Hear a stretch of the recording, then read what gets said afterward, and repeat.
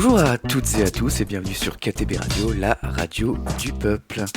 Aujourd'hui, nous avons le plaisir d'accueillir Jules Pro, responsable développement de l'association Serre les Arts, et également Paul Richet, artiste peintre, intervenante et formatrice, pour nous faire découvrir les formations professionnelles proposées par l'association. Bonjour Jules, bonjour Paul. Bonjour. Un grand merci à tous les deux d'être parmi nous, c'est un plaisir de vous accueillir. C'est un plaisir d'être là. Plaisir d'être reçu. Vous connaissez la maison ? Oui. Un petit peu. On l'apprécie tout particulièrement. Pouvez-vous nous rappeler, pour les personnes qui ne connaissent pas l'association Serre les Arts, quels sont les objectifs de l'association Serre les Arts ? Alors, les objectifs de l'association Serre les Arts, c'est de diffuser l'art et la culture en milieu rural. Et pour ça, on a plusieurs actions. On a une action qui est assez connue du public, qui sont les expositions d'art de Serre les Arts qui ont lieu en septembre. On a des ateliers d'art ambulants où on fait des interventions dans différents milieux, les maisons d'arrêt, les maisons de retraite, les écoles, les médiathèques, etc., etc. On a de la formation professionnelle dont on va parler maintenant. Et on a des résidences d'artistes où on accueille des artistes en résidence sur des différents parcours, dont un sentier d'art à Serres. Comme tu as dit à l'instant, on va parler des formations. Comment est venue cette idée de proposer des formations ? La formation professionnelle est venue d'une idée assez simple. C'est que, en fait, Serre les Arts, ça faisait depuis un certain temps qu'elle développait des ateliers de pratique artistique sur le territoire. Donc on a dit pôles, interventions dans les écoles, structures de santé. Et donc une expertise avec des intervenants qui ont eu une compétence pour intervenir dans ces milieux. Et donc la volonté, au bout d'un moment, de transmettre ces différentes compétences, que ce soit en pédagogie, en transmission, que ce soit aussi en pratique artistique et que ce soit aussi en capacité de développer des ateliers sur un territoire. Donc voilà, on s'est dit là on a 3 briques qui sont hyper intéressantes et calibrées. Et Serre les Arts avait envie de continuer à développer des ateliers, mais aussi avait envie de transmettre à un moment ses compétences. Donc c'est ça, c'est vraiment l'idée de transmission. Ouais, la transmission. Il y a eu une session de formation en 2024. Il n'y en a pas eu en 2025, c'est ça ? Il n'y en a pas eu en 2025. Il y en a eu en 2023-2024. Pouvez-vous nous parler de ces formations précédentes, si vous avez des chiffres ou des retours des personnes qui ont suivi les formations ? Alors, je peux commencer sur les chiffres. Je suis un peu le monsieur chiffre de l'association. Mais 2023-2024, on a eu 2 sessions de formation. À chaque fois, on a eu 7 stagiaires. Donc ça fait 14 stagiaires qui ont suivi en fait cette formation. Il faut dire qu'au départ c'est des formats expérimentaux, c'est-à-dire que c'était subventionné avec la région Sud pour pouvoir lancer en fait cette formation. Et donc on a eu donc multitude de profils, des gens qui étaient plus sur des profils de l'animation socioculturelle, d'autres des instits, d'autres plus des profils artistiques, d'autres des profils on a vraiment eu dans l'animation socioculturelle. Donc on a vraiment différents profils. Et on va dire qu'à chaque fois, en fait, cette formation, on l'avait fait en bloc. C'est-à-dire que d'une traite, c'est-à-dire que c'était à peu près 140-150 heures en centre ici à Serres, et avec à la fin donc un stage pour valider le parcours. Et voilà, on va dire que sur 14 stagiaires, on a eu un taux de suivi de 90%, donc d'où les chiffres. Donc 13 stagiaires sur 14 ont finalisé le parcours, ont tenu en fait cette expérience et cette formation avec nous. Donc voilà, fort de cette belle expérience, on renouvelle cette année 2026 sur un format qui n'est plus expérimental cette fois-ci, puisqu'on a reçu Calliope, donc qui est une reconnaissance de l'État et qui nous permet en fait de développer cette formation de manière autonome. À noter, si on veut être complet sur les chiffres, on a quand même 60% en fait des stagiaires qui sont sortis de notre formation avec un parcours professionnel consolidé, avec des perspectives d'emploi ou de travail dans des structures ou sous forme d'association ou auto-entrepreneur. C'est pas une association qui va vous permettre de toucher un CDI à la fin au bout de 3 mois. C'est sûr que c'est pas cette formation-là qui va vous le permettre. Mais par contre, on contribue à consolider des parcours et on permet d'affiner en fait les trajectoires. On va découvrir cette formation 2026. Alors cette formation se nomme Pratique professionnelle d'intervention en art visuel pour tout public. Elle va se dérouler de mars à juillet 2026 à Serres, au local de l'association Serres les Arts et du SEM. L'adresse c'est le 1 avenue Jean Moulin à Serres. Alors en quoi consiste cette formation? Quels sont les objectifs de cette formation? Les objectifs de cette formation permettent à quelqu'un qui souhaiterait mettre en place des ateliers d'intervention en art visuel de savoir mener à bien un atelier jusqu'au bout. Donc, on peut dire poser les bases d'une posture d'intervenant artistique. Ils vont permettre de concevoir des ateliers artistiques adaptés à différents publics. C'est un peu notre spécificité, puisqu'on intervient aussi bien auprès des enfants que des personnes âgées, que des personnes détenues, que des personnes en situation de handicap. Donc, on va leur donner les clés pour intervenir auprès de différents publics. Ça va leur permettre aussi de développer une pratique professionnelle ancrée sur un territoire, et donc de connaître le territoire, à qui il faut s'adresser, et de structurer son activité autour de la communication, du statut, des budgets et des partenariats. Voilà un peu les différents objectifs.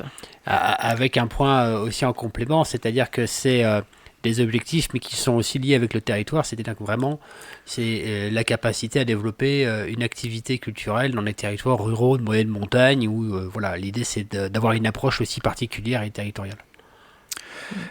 Quels sont les publics visés pour ces formations? Alors, les artistes, ouais, je il suppose. y a forcément les artistes qui peuvent être intéressés par la formation, artistes plasticiens qui sont souvent sur des activités d'exposition ou de résidence, qui le sont peut-être un peu moins sur les métiers d'intervention auprès des publics ou sur de la médiation. En tout cas, c'est ce qui est largement incité sur les programmes de politique culturelle récents. Donc, il peut y avoir des besoins là-dessus et nous, on peut intervenir en complément. Du coup, là, pour le coup, c'est plus des modules et des blocs de transmission, d'animation de groupe qui peuvent être ciblés, mais aussi sur la gestion d'un budget, sur la communication, sur la valorisation d'ateliers. Il y a souvent là des besoins identifiés chez les artistes-auteurs. Et puis de l'autre côté, il peut y avoir aussi sur des animateurs socioculturels, donc ils sont déjà eux sur des compétences de pédagogie, d'animation de groupe. Là, ils peuvent chercher plutôt des compétences sur mettre en place un atelier de pratique artistique, donc des choses plus en connaissance de l'histoire de l'art, ou aussi sur des pratiques artistiques. À noter qu'on n'est pas sur une formation de spécialiste de pratique artistique, on est là plus sur un panel où l'idée c'est de voir les différentes pratiques possibles pour être polyvalent et d'avoir une vue d'ensemble. Donc, profil polyvalent. Hein. Et puis aussi toute personne qui cherche à se reconvertir. Des personnes sans emploi aussi. Des personnes sans emploi, qui ont une curiosité, une appétence pour les ateliers, pour la transmission, pour les arts visuels. Voilà. Et des personnes qui font des études, des étudiants aussi. Non. Alors les étudiants, est-ce que ce serait pas un peu... Je pense que ce sera plus compliqué au niveau du financement de la formation. Ouais. Parce qu'il faut être... c'est une formation qui a un coût dont on parlera plus tard. Et donc pour se faire financer cette formation, il faut être soit salarié, soit à son compte, soit intermittent. Enfin, il y a... Ouais. Voilà. Oui, pardon. Non, je voulais juste rajouter que c'était pas du tout une formation pour être artiste, en fait. Ne pas confondre à être intervenant artistique. On n'est pas forcé d'être artiste pour être intervenant artistique. Et donc, si on a une curiosité artistique, c'est vraiment le point important. Une curiosité, une sensibilité artistique, une sensibilité à l'histoire de l'art. C'est ça qui est demandé. On n'a pas besoin Mais par contre, on ne formera pas des artistes. C'est trop court. C'est important de préciser. Oui, c'est important. Est-ce qu'il y a des conditions ou un ensemble de conditions pour entreprendre ces formations, des conditions à avoir? Bon, les prérequis sont assez larges. On a demandé niveau bac ou équivalent souhaité, mais c'est souhaité dans le sens où toute personne est la bienvenue à partir du moment où elle souhaite faire cette formation, et on a un entretien qui nous permet d'évaluer la capacité de la personne à venir suivre la formation. Donc on souhaite aussi qu'il ait une petite expérience dans le champ artistique ou culturel, qu'il ait envie d'intervenir auprès des publics, parce que si c'est une personne qui n'a pas envie d'intervenir auprès des publics, on ne voit pas ce qu'il viendrait faire là. Et puis qu'il ait une petite base de connaissances d'ordre de bureautique, ordinateur, pour pouvoir faire les dossiers, les devis, les budgets qui sont nécessaires à ce type d'emploi. Avant d'effectuer la formation, est-ce qu'il y a des entrevues avec les personnes souhaitant suivre ces formations? Est-ce que vous rencontrez ces personnes? Mais bien sûr, en fait, il y a un processus de recrutement qui se fait pas à pas, je dirais. Donc, la première démarche, s'il y a intérêt, c'est possibilité d'appeler ou d'écrire à l'adresse de l'association. Donc là, on peut répondre aux questions. Donc, il y a déjà un premier échange. Ensuite, pour pousser un peu les choses plus loin, il y a l'envoi de CV, lettre de motivation. Et là, on organise assez rapidement un rendez-vous de positionnement qui est souvent animé par Paul et moi-même, où là, on essaye de cibler les besoins de la personne qui est intéressée. Comment est-ce qu'on peut mieux calibrer le parcours, quel module, quel bloc prioritaire, de façon à ce qu'on puisse établir un parcours sur mesure, je puis dire, et qu'on puisse un peu écouter et entendre en fait les besoins de formation de cette personne, quoi. Quitte aussi à balayer la question en disant la formation n'est pas faite pour vous, et de réorienter. C'est aussi possible, ça. Donc il n'y a pas de... Voilà, il y a une écoute, il y a une phase d'écoute en fait, où l'idée c'est que chacun puisse s'y retrouver, quoi. Donc une écoute, donc ça ne signifie pas que c'est une forme d'entretien. Non, ça rendez-vous de positionnement, c'est un peu barbare comme nom, mais pardon, mais voilà, oui, c'est pas un entretien, ça permet de voir si la personne a ciblé, si la formation lui convient parfaitement ou pas, et de l'orienter, si elle a déjà des compétences en art visuel ou en pédagogie, de l'orienter sur les modules ou les blocs qui lui seront le plus nécessaires. Quelqu'un qui veut suivre la formation et qui a déjà des compétences n'est pas forcé de suivre l'entièreté de la formation, et peut faire une formation à la demande, à la carte, on va dire. C'est ça. Et donc c'est plutôt un entretien pour voir si cette formation lui est bien, le concerne ou la concerne bien. Et quels sont les avantages de ces formations? En fait, la formation, d'une part, il y a un ensemble de contenus pédagogiques qu'on peut apporter, de l'expérience qu'on a avec Serre les Arts, avec nos différents intervenants. On a, je pense, fait une formation assez complète, que ce soit sur la transmission, sur les pratiques artistiques et sur la gestion de projet. C'est en tout cas nous ce qui nous a permis en fait de développer des ateliers pendant des années. Donc c'est quelque chose qui est identifié et qu'on peut transmettre. Après, l'autre avantage, c'est que là, il y a une dynamique de groupe qui peut se mettre en place. Il y a des rencontres avec d'autres stagiaires, mais aussi dans un lieu, le SEM, où il y a les locaux de Serre les Arts, où il y a des artistes qui travaillent, qui sont en résidence, où il y a d'autres intervenants, où il y a d'autres salariés. Enfin, j'ai envie de dire, c'est la rencontre aussi qu'un environnement professionnel qui s'est construit sur le territoire de Serre. Hein. On n'est pas à Marseille, on n'est pas à Paris, c'est Serre, c'est le sud des Hautes-Alpes, c'est dans le Buech. Et donc, c'est via un cadre de travail qu'on a réussi à construire, à bricoler, je dirais, et qui est bien aussi à sentir, à voir que c'est possible en fait, et que s'ils ont envie de développer une activité, un emploi dans ce domaine, ils ne sont pas les seuls. Il y a cette idée d'insertion aussi.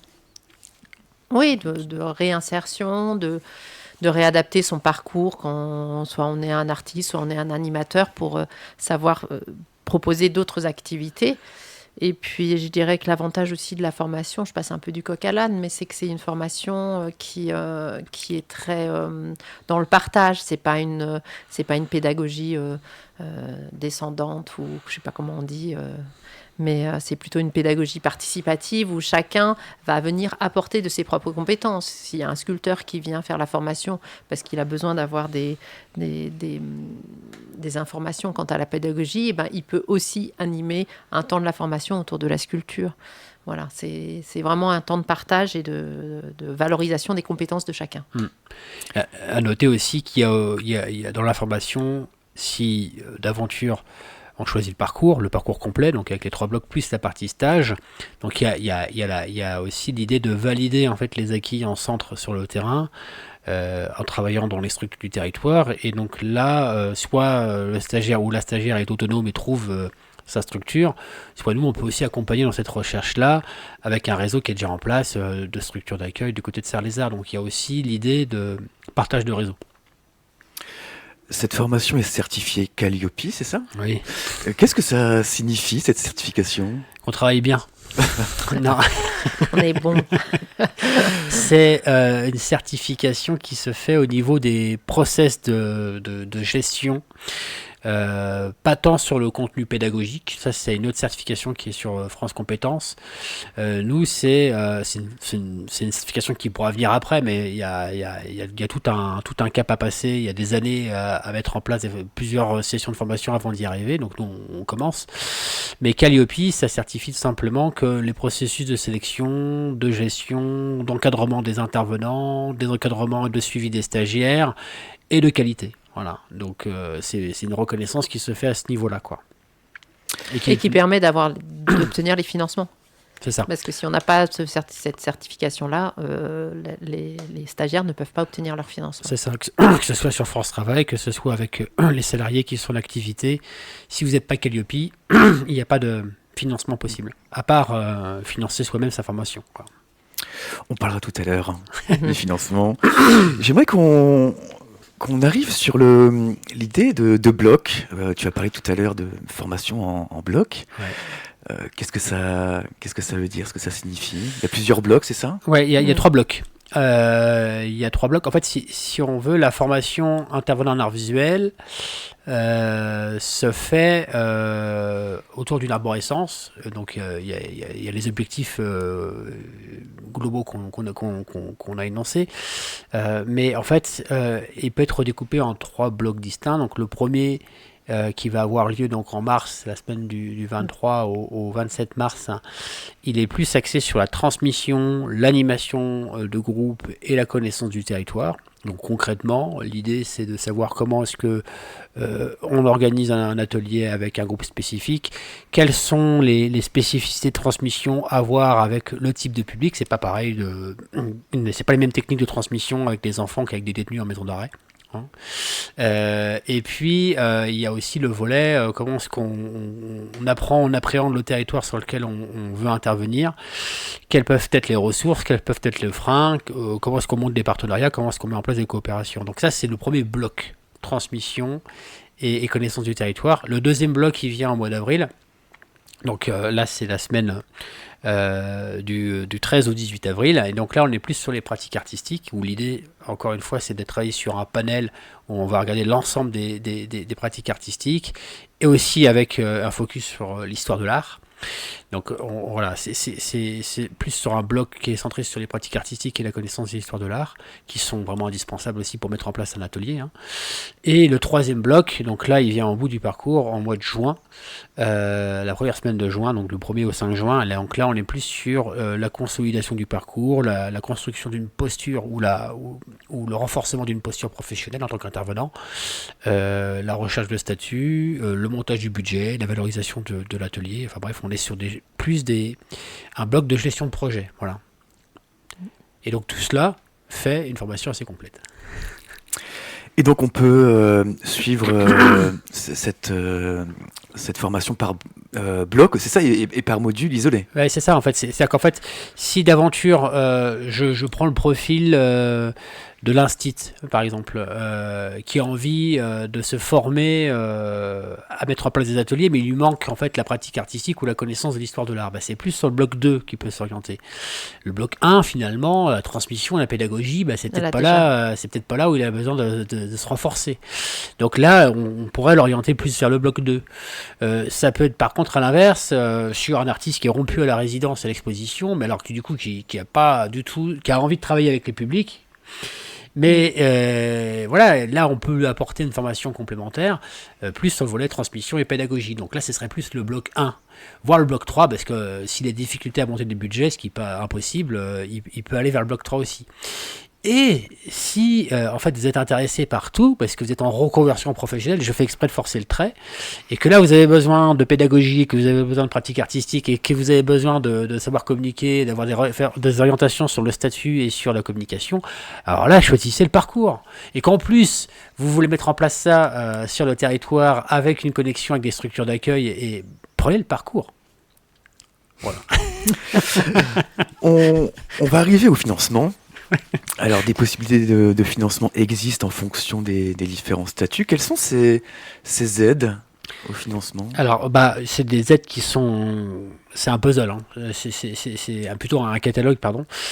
Si vous êtes salarié, vous avez la possibilité de faire financer cette formation via vos OPCO. Donc ça, c'est des cotisations qui sont payés par salarié et l'employeur. Donc il faut aussi que l'employeur soit d'accord. Il faut que ça soit dans un cadre d'évolution ou de formation professionnelle qui soit validé dans la structure, dans l'entreprise, dans l'association.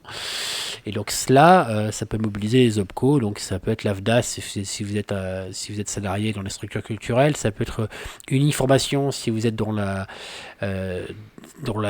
l'animation, dans les métiers d'animation. Ça peut être multitude d'OPCO. En fait, il y a plein d'OPCO par secteur, donc il faut regarder en fait sur sa fiche de paye et il faut regarder dans son contrat qui est OPCO. Donc voilà, si vous êtes intéressé, donc il y a ces leviers-là qui sont possibles. En tant que salarié, en tant qu'intermittent, vous pouvez aussi avoir des droits de formation avec l'AFDAS, aussi en tant qu'artiste-auteur. Donc ça, c'est à vérifier en fonction de ces droits de formation, mais voilà, les artistes et les intermittents ont des droits à la formation. Et puis après, si vous êtes demandeur d'emploi, donc là, c'est plus sur France Travail que ça va se passer, avec l'aide individuelle à la formation, qui sont un peu compliqués à avoir en ce moment, on va pas se mentir, parce que les budgets sont un peu tendus. Mais si vous avez des perspectives d'emploi réelles et que la formation vous permet de faire un tremplin qui soit tangible, et là on peut mobiliser des dispositifs. Le POEI, c'est parcours d'orientation vers l'emploi et l'insertion.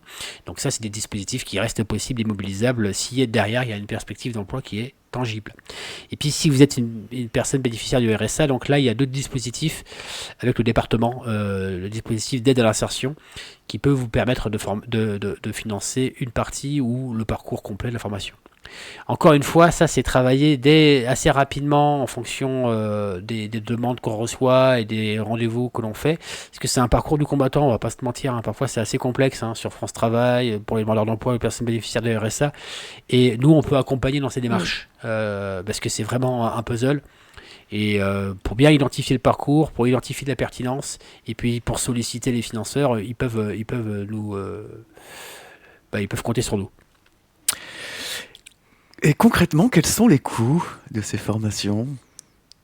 Alors, le parcours complet, il est donc quelqu'un qui souhaiterait faire l'ensemble du parcours, il est à 3 650 €. Et ensuite, chaque bloc est à 1 250 €. Donc, chaque bloc représente 5 jours, c'est une semaine de 35 heures. Si une personne veut suivre qu'une seule journée de formation sur la pédagogie ou sur le montage de projet, c'est aussi possible. Et la journée est à 250 €. Tout ça étant possiblement finançable. Et donc, comme vous venez d'annoncer, vous pouvez accompagner les personnes sur les démarches de financement. Ouais. Il faut quand même préciser que pour les salariés, intermittents, artistes, auteurs, par exemple, avec l'AFDAS, ça se fait assez rapidement. C'est-à-dire qu'en fait, on peut valider des financements en 2-3 semaines. Par contre, pour les demandeurs d'emploi, s'ils sont intéressés, il vaut mieux anticiper. Donc là, on est sur un dépôt, on est sur une validation à partir du 15 mars pour le parcours ou pour le bloc 1. Si les personnes sont intéressées, qui sont dans ce cas-là, c'est bien de tout de suite nous contacter et de voir si on peut enclencher les démarches, quoi. Est-ce qu'il y a des dates butoirs ? Je suppose que oui. Pour déposer les candidatures. Oui, du coup, si vous voulez faire le parcours complet, donc le parcours complet, c'est les 3 blocs, plus la partie stage. Donc là, il faut envoyer donc un CV, une lettre de motivation à l'adresse de la formation avant le 15 mars. Voilà. Et si vous voulez faire que le bloc 1, c'est pareil, c'est avant le 15 mars. Voilà. Le bloc 2, c'est avant le 6 avril. Et le bloc 3, uniquement, c'est avant le 25 mai. Ouais, si vous voulez faire uniquement ces blocs-là, ouais. Voilà. Et comment ça va se dérouler concrètement, ces formations ? Alors, il y a un temps qui va se passer dans le centre de formation qui est en fait le tiers-lieu culturel à Serres, qui s'appelle le SEM, dans lequel est hébergée aussi l'association Serres-les-Arts. Ce tiers-lieu a l'avantage d'avoir une salle de formation suffisamment grande et des ateliers pour pouvoir expérimenter et apprendre plein de choses. Et puis aussi, l'avantage aussi, c'est de rencontrer d'autres personnes, comme disait Jules tout à l'heure, qui font partie du tiers-lieu.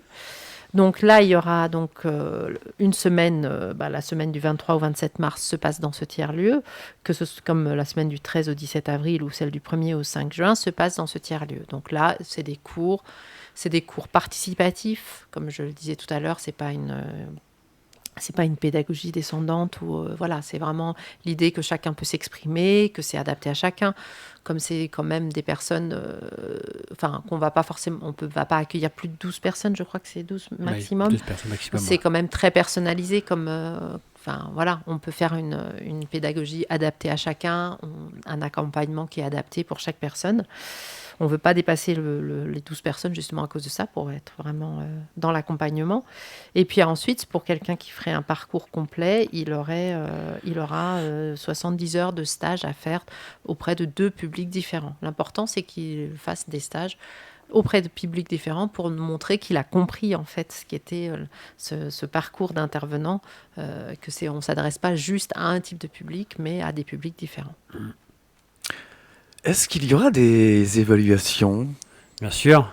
en continu? Qui dit formation dit évaluation. Oui, il y a plusieurs modes. Déjà, il y a un suivi de présence des stagiaires tout au long de la formation. Ça, c'est important. Chaque cours aura une part d'évaluation qui lui est propre. Hein. Donc, les intervenants vont permettre un peu de valider les acquis tout au long de la formation. Après, nous, on va avoir donc aussi des évaluations qui vont se faire à la fin de chaque bloc, avec des cas pratiques. C'est-à-dire que là, on va voir un petit peu comment nos stagiaires ont magasiné un peu tout ce qu'on a essayé de leur apporter. Voilà, nous, on va pouvoir un peu évaluer sur des restitutions ou sur des présentations de projets d'ateliers. Si vraiment voilà il y a des choses qui sont à renforcer ou vraiment si tout roule et que les choses ont été acquises convenablement. Et puis en fait à la fin de ces 3 blocs, donc si on prend le volet parcours, donc il y a les stages. Et donc les stages, ils vont permettre de valider concrètement les acquis en fait de ce qui a été appris en centre. Et il y aura un livrable, donc il y aura une soutenance qui sera faite avec un rapport de stage qui sera présenté et qui sera évalué par nous, intervenants formateurs, mais aussi par des intervenants extérieurs qui sont dans le secteur culturel. Donc on va inviter le département, la région, Drac s'ils peuvent venir, pour qu'on puisse avoir aussi un regard extérieur sur le travail de nos intervenants. Ça, c'est important. On va parler de l'équipe pédagogique. Qui encadrera ces formations? Mais une superbe équipe. Superbe équipe. Donc évidemment, il y aura Jules, pro. Ouais, je vais plus intervenir sur le côté connaissance du territoire, développement, partenariat, politique culturelle et tout ce qui est côté gestion de projet, donc sur le budget, sur le développement de partenariat, quoi. Paul, tu seras là aussi. Je serai là aussi en tant qu'artiste, mais aussi en tant qu'intervenante, parce que c'est la double casquette là que je prends, c'est-à-dire que pour tout ce qui est pédagogie, je prendrai ma casquette d'intervenante, car j'ai fait beaucoup d'interventions auprès de différents publics, et puis pour tout ce qui est pratique artistique, je prendrai ma casquette d'artiste, donc je serai là. On a invité aussi une jeune artiste qui est installée sur Serres, qui complétera l'équipe de formateurs, Caroline Solievna, qui est artiste graveur et qui a beaucoup de compétences aussi dans la pédagogie et dans la transmission. Et puis, dans le cadre de notre partenariat avec le CIBC et le centre de ressources, il y aura un intervenant du CIBC et un intervenant du centre de ressources dont on n'a pas encore les noms. Ouais. Si le CIBC va intervenir sur son domaine de compétences, vraiment le numérique. Pardon. Et le CIBC va être plus aussi sur l'orientation et la construction des parcours professionnels. Pardon. Tu veux boire un petit verre d'eau? Oui, volontiers, mais j'ai eu peur que ça fasse tomber la plaquette. Et il y aura des intervenants extérieurs aussi, pour certains modules, c'est ça? Mais c'est C'est ça, c'est le centre de CIBC ressources et le CIBC, centre de ouais. ressources. Ouais. Voilà. Ouais. On va dire que les intervenants qui sont de la maison, c'est Paul, moi et Caroline, parce qu'on intervient, on travaille à Serres-les-Arts depuis un certain temps. Et CIBC et Centre de ressources, c'est vraiment dans le cadre de ce partenariat-là qui vont permettre de renforcer la formation. Est-ce que les personnes pourront bénéficier d'un suivi après cette formation? C'est-à-dire qu'en fait, oui, il y a suite à dans le cadre d'un parcours où Complet. Hein. il y a forcément la soutenance et donc la validation en fait, de ce parcours, ou tout comme une personne qui fait simplement un bloc, il y aura une validation de ce bloc. Suite à cette expérience, il y a un suivi qui se fait sur plusieurs mois, nous on prend des nouvelles, s'il y a des questions et s'il y a des échanges à avoir, on peut organiser un rendez-vous. Bref, l'idée c'est qu'on puisse accompagner nos stagiaires qui suivent cette formation, qu'on puisse voir vraiment est-ce que ça a pu permettre de renforcer leur trajectoire, ou est-ce que finalement ils font complètement autre chose. C'est des données qui sont précieuses pour nous pour pouvoir aussi faire évoluer les contenus de la formation. Parce qu'il faut rester au contact de ce qui se passe avec nos stagiaires. C'est eux vraiment la formation la plus importante sur laquelle on peut capitaliser. Et comment on peut s'inscrire à ces formations? Eh ben, en nous téléphonant, soit en nous téléphonant, soit en regardant le site et en téléchargeant la fiche d'inscription, soit en nous envoyant un mail. Il y a plein de manières de nous contacter. C'est marqué sur la plaquette qui est là, hein, qui est bien distribuée. Et donc, il y a une adresse mail, un site pour regarder le contenu de la formation et un numéro de téléphone. Ouais. On peut les annoncer? On les annonce. Bien Bien sûr. sûr. Alors, du coup, le numéro de téléphone, Enfin, c'est le 04 92 46 84 24. Et le site internet, c'est www.serlesarts.fr. Et l'adresse mail, c'est formation@serlesarts.com. À noter aussi que vous pouvez nous contacter sur les réseaux sociaux. On a un compte Instagram, Serres-les-Arts, on a un compte Facebook, Serres-les-Arts, et on a un compte LinkedIn, Serres-les-Arts. On vous trouve partout. Mais oui, Si on vous cherche, on vous trouve. Ouais. exactement. Qu'aimeriez-vous dire à une personne qui souhaiterait participer à cette formation, mais qui pourrait hésiter? Que si elle est intéressée, qu'elle n'hésite pas à nous contacter, puisque le simple contact, le simple envoi de mail ne vaut pas du tout inscription. Hein. Nous, on prend le temps en fait, de rencontrer les gens et de bien savoir ce qu'ils veulent, d'essayer de consolider ensemble en fait, leur envie et voilà, de les orienter vers notre formation ou pas. Donc j'ai envie de dire, ne pas hésiter à nous contacter. Nous, on échange assez facilement et vraiment, si derrière il n'y a pas de suivi de formation, c'est vraiment pas grave. L'important c'est de savoir vraiment si la formation peut coller à leur volonté et leur parcours. On va devoir se quitter. Et puis attends, on est aussi très sympa. Hein, voilà. Ah bah oui, On est une équipe extraordinaire. Franchement, donc faut, voilà. Rien pour la convivialité, faut pas hésiter quoi. Voilà. Juste pour ça.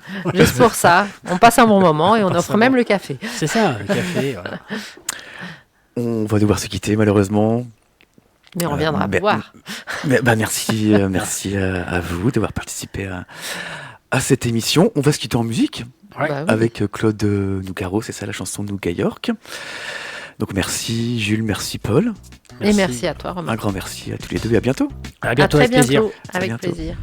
Merci. Et si vous souhaitez faire un don à l'association KTB Radio, vous pouvez effectuer un don sur le site internet de KTB. Donc c'est ktbradio.org. Nous vous remercions par avance de l'aide que vous pourriez nous apporter.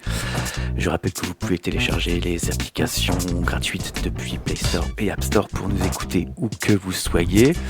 N'hésitez pas à nous laisser des commentaires sur tous nos réseaux sociaux également. Merci aux auditrices et aux auditeurs d'avoir été à l'écoute de ce programme.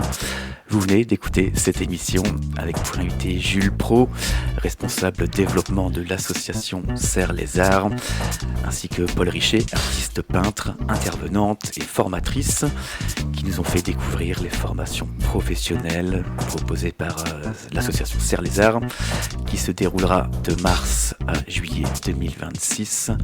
Et on se quitte en musique avec Claude Nougaro et la chanson Nougat York. Et c'était Romain, votre radiologue de KTB Radio. KTB Radio, c'est votre radio, la radio du peuple.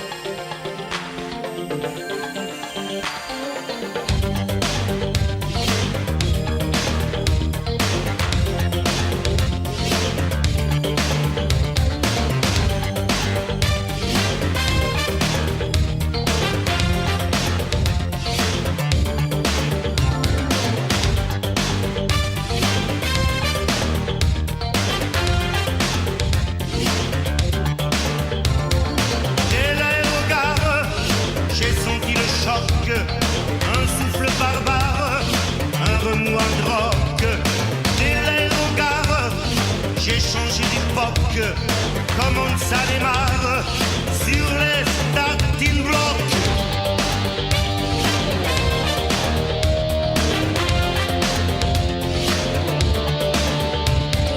Gare, gare, gare, là c'est du mastoc, cette fois du Ronsard, c'est de la merloc. Sera-ce la bagarre? Ok, je suis ad hoc, j'aurai le gros cigare, en or, les pare-chocs.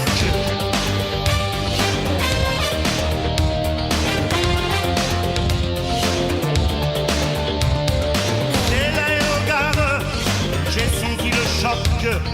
Faut rentrer dardard dans la ligne de coque. Un nouveau départ, solide comme un roc.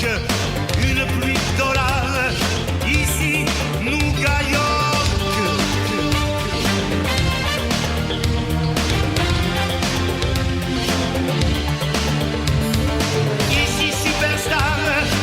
Gonflé à bloc, c'est l'enfance de l'art, c'est le à la coque.